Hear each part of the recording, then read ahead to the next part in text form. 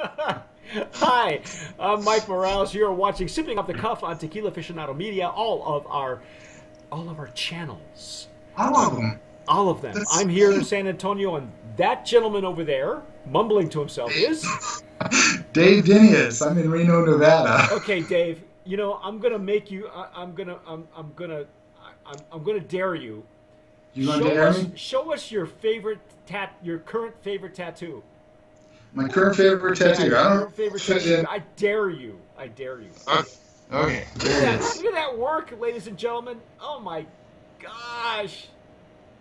Ah, that's beautiful, man. I'm gonna save that Oh, as my thanks. screensaver. I don't know. Maybe you gotta lay down to do that. Well, no, but then it's sideways, so I don't know.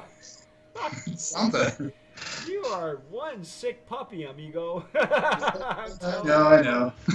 Wow. Had to do it. Uh, and just to be clear, Dave did all this not under the influence. Not under the influence. He was I was- clean and sober. 'Cause, Yes, that's how you're supposed to do those things. that's how you're supposed to. I tell people, see my earrings. These are all kamikaze headaches, man. These are kamikaze hangovers. Both of these, all three of them actually. Anyway, but that's my story. I'm sticking to it. We are working. We are tasting 30-30 tequila, ladies and gentlemen. Check that out. 30-30. Mira. This is a classic tequila. From It is. What is it? Gnome 1068? 1068. 1068. Gnome Probably one of the 1068. oldest gnome numbers available. They according to the website, they have been around since '94. 94. Count 'em. That was the end of big hair and shoulder pads. It was we were gonna party like 1999. Yeah. I loved this tequila back when I had it and I was living in New Mexico. I was telling Dave previously that I used to put this in my flask, my hip flask, and I keep it in my breast pocket. And I remember the Reposado tasted so great at body temperature.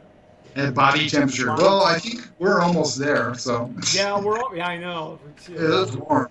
It's warm in Nevada. It was this morning. When you folks are watching this, is probably the end of October because this is the end of our 2017 season. We're winding up on a big note. Sad face, everybody. Yeah, I know, but this is the beginning of August for us. We woke up at 7:30 with a terrible thunderstorm that lasted for like hours. So, Ours happened in the afternoon, about now. yeah, you have monsoon. I think we had Yeah, some sort of tropical depression come through. I don't know. Anyway. So which is nice. It kind of cooled us off because it's been in the hundreds for like days. But anyway, so here we are, Here we are. tasting and Yes. sampling Tequila 30-30. 30-30. Reposado. Look at the color on this thing, man. I'm using a Glencairn for this one, and so is. I'm using the Glencairn. So This is aged 7 months in American White Oak. That's a beautiful color for 7 months. I'm thinking these are virgin barrels. It could be. It's without knowing what they said on the POS, which I didn't get any POS. So. Yeah, it's the same information as they have on the website, and it's in Spanish. I mean, Yes. I can read the Spanish, so I can tell you that it's an award winner. I mean, they have won several awards throughout the years because they've been around for so long, and the previous importers who are no longer involved with the brand, which is probably why it kind of fell off the face of the earth for a while. You have the Beverage Tasting Institute.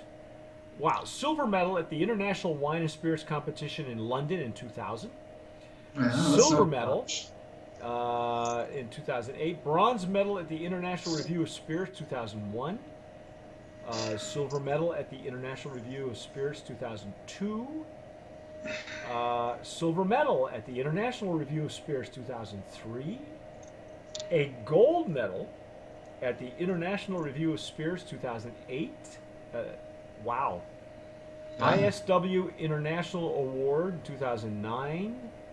wow, I can't even read this. This is like, I think it's German.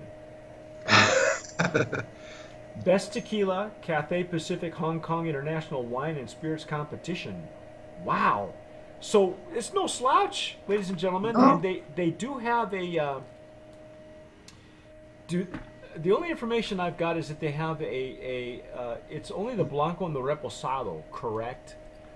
I think I don't think that there is an añejo version Of this? Yeah. I think there is. Is there? Okay. I I believe wasn't so. sure. We didn't get it. We didn't receive that one. These were Yeah. handed. These were handed to me at my door here in Texas, and these were sent to Dave. Yep. But let's see. I think there is. But to go with the color that you were noting, yeah, it's real light. There's not much char coming through on that. So, and Yeah, it's, they do it's have. 7 months. You're right. They do have a añejo version, which we did not get. I've never had the añejo.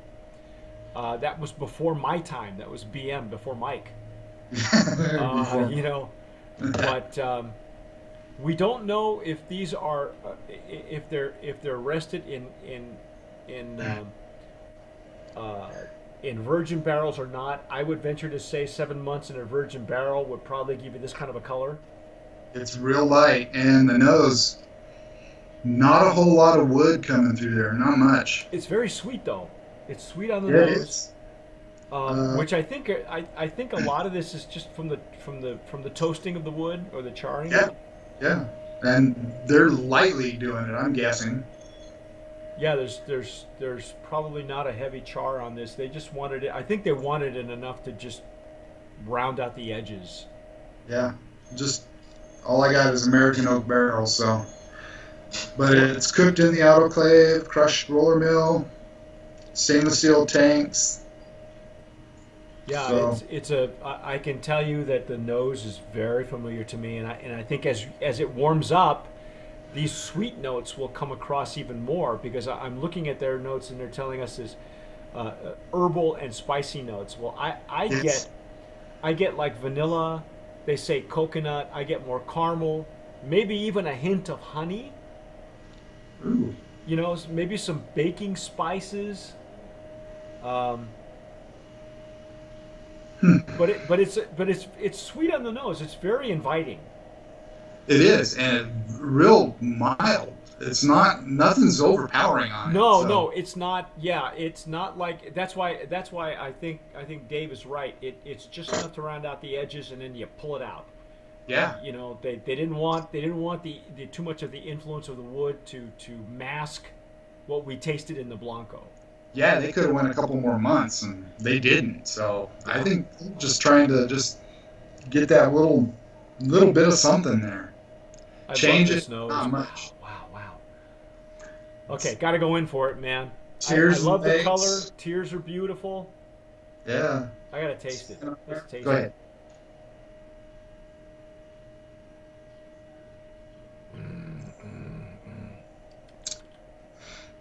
Again, the earthy notes, the mineral, yeah, Oh man. that's Wow. nice. And there's a little sweetness instead of bitterness. That's the funny thing, right here in the side of my palate. Instead of where I'll taste bitterness, it's almost like I'm getting even more sweetness because technically you taste sweetness at the tip of your tongue. Right. Then you have the explosion in the mid palate. But on the back of the palate and retronasal, I'm getting a lot of the nice sweet wood notes. Hmm. The retronasal's nice, man. That is just it just amplifies the woods the wood influence. And it's just smooth. Oh wow. Yeah, it's just smooth. Very, very approachable tequila. In the old style way. Again, can you tell me what the price point is? I know we mentioned what the price point was on the Blanco. I Do we did have not a price point on I the didn't see Repo? nothing on the repo. No, I didn't see nothing on the repo. Wow. So my guess is probably running $36, $38. Yeah, it's probably not too far off the deep end from the Blanco, Yeah. right? Yeah, not too much, probably. Wouldn't be surprised if it hit under 35. Wow. Oh my gosh. It's just that extra layer of complexity from the wood. Yeah, just a little bit. Just a little bit. It's not, Nothing. it's not so complex that you want to spend a lot of time, or that you could. I mean, with any tequila you spend a lot of time with, but it's one of these where you're not afraid to put it in a paloma. You're not afraid to mix with it. It's or sip it for that matter.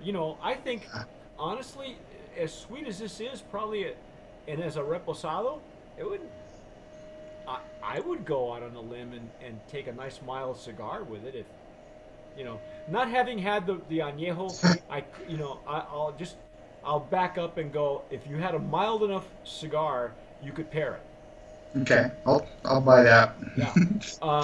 Play cigar guy, but I'll buy that. Yeah. I think if the cigar is too overpowering, you're not going to get it.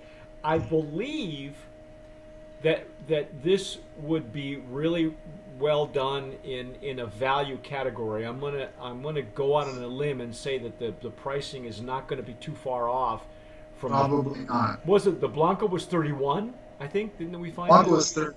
Yeah, it was $30 for the 30 Blanco. bucks. Okay, so Reposado's got to be maybe 32, 33, if that. Sure. I'm gonna go nominated for Brand of Promise in that value category. I think it is old style tequila, very much in the way we had Hacienda, or the Hacienda Vieja. Okay. That was tasted like a lot of the old style tequilas that we grew up with, that were like Cazadores, the original Cazadores. Cabrito, which you can find all over Southern California. I know you've probably seen Cabrito. I've seen that. I think we're looking at a traditional reposado the way it should be made.